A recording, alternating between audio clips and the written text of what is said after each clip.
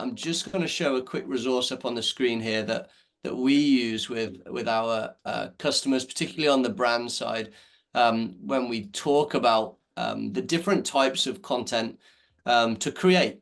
We call this the content pyramid. And as you'll see at the bottom of the pyramid, that kind of broad base is predominantly going to be that kind of product related, technology, new product launches, things like that. That's going to make up probably the bulk of a brand's content. The next thing that we're starting to see some great examples of is brands use platforms like Miyagi or other digital platforms to do sort of visual merchandising, advice and guidance. If brands want things sort of merchandised a certain way, they can provide information on that. And also just contextual information like, here's some of the consumer content that is being put out there.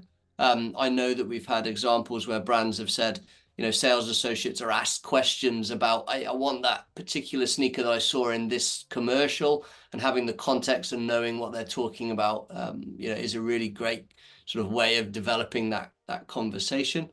And then we're also seeing brands, particularly last year, where I'm sure, this happened to Fleet Feet as well. There's a bit of an overstocking challenge for many retailers, being very tactical about driving sell-through with particular content that was designed to raise the profile of certain lines that you've perhaps got high levels of stock.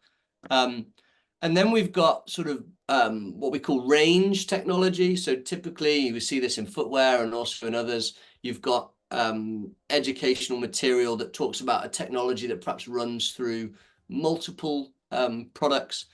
And then as we get up into that sort of higher end of the period, we start to see those selling skills really become important. And we're going to talk more about that in a second.